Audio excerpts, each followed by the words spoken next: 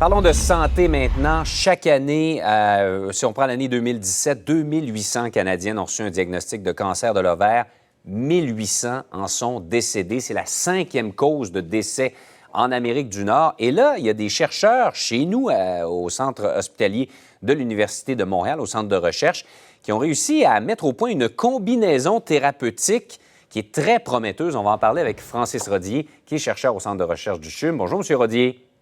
Bonjour. C'est une combinaison que vous appelez en langage de boxe crochet suivi d'un uppercut. Expliquez-nous ça simplement, là. Ça consiste en quoi? Oui, en fait, c'est parce que c'est une thérapie qu'on a développée qui est en 2 temps.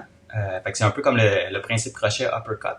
Le crochet, c'est la première thérapie qui était déjà connue en cancer de l'ovaire. C'est surtout de la chimiothérapie qui est utilisée pour ce cancer-là. Mais on ne savait pas très bien comment la chimiothérapie fonctionnait. Fait que dans notre étude, on a défini vraiment l'effet de cette première chimiothérapie, le premier crochet, qui est vraiment un effet où les cellules cancéreuses vont être endormies. C'est un phénomène qu'on appelle la sénescence cellulaire ou le vieillissement prématuré au niveau cellulaire. Fait que ça, c'est notre premier crochet qu'on a mieux défini. Puis ensuite, on est arrivé avec une nouvelle stratégie qu'on appelle l'uppercut, qui est en deuxième lieu. On attaque ces cellules-là dans leur état de vieillissement prématuré.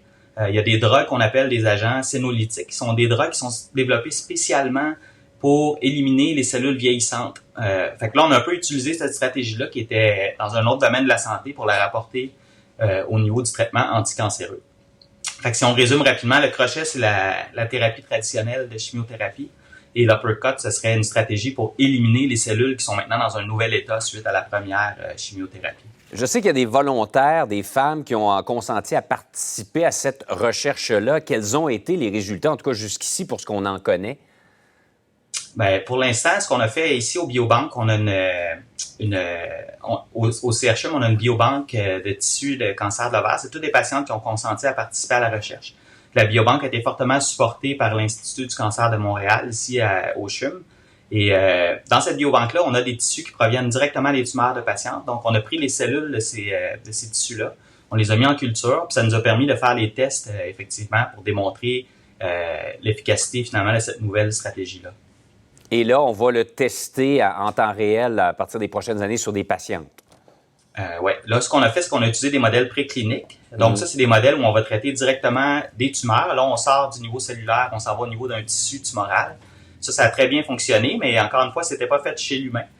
Donc, la prochaine étape, là, en collaboration avec les cliniciens du CHUM et possiblement de d'autres centres hospitaliers aussi, la prochaine étape, ce serait de recruter des patients pour pouvoir tester cette thérapie-là, en fait, chez les patientes.